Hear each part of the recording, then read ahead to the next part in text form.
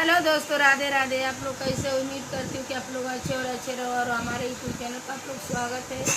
तो मैं इतना वीडियो बना चुकी हैं, आप लोग शेयर और सब्सक्राइब नहीं करते हो। शेयर करो भाई साहब, आप लोग एक को हमारा वीडियो शेयर नहीं हुआ, आप लोग सपोर्ट करो हमारा।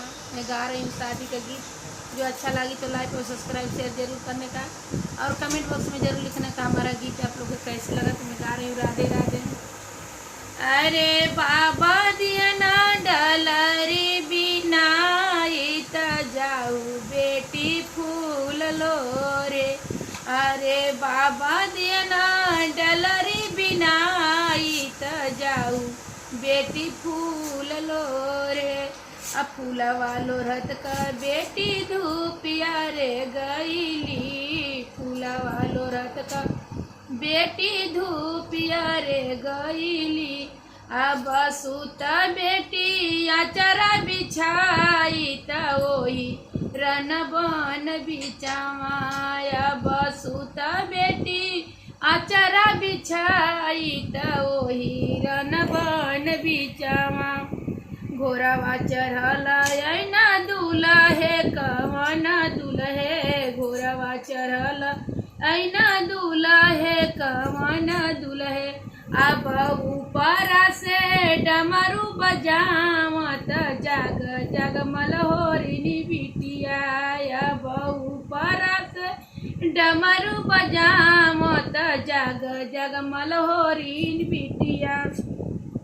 मलहोरिन त हई रौरी माई बहिनिया। मलहोरिन त हई रौरी माई बहिनिया। अरे हम त कवन पपक बेटी त फुलवा लोरे चली आईनी।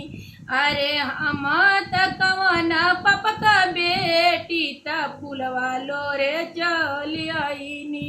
अरे हम कवन पपक बेटा त तुहरे लोभवा चली आईनी। अरे हम कवन पपक बेटा त तुहरे लोभवा चली आईनी। जाऊ तू ही हवा दुल्हा कवन पापा बेटा हुआ। जवन तो कवन हवा दुल्हा कवन पापा बेटा हुआ। अरे हमरे आगे पोथिया विचार तबे हो हम सच मनाबे।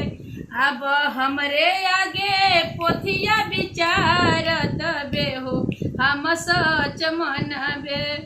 पोथिया त छुटली हमारी काशी बनारस। पोथिया त छुटली हमारी काशी बनारस।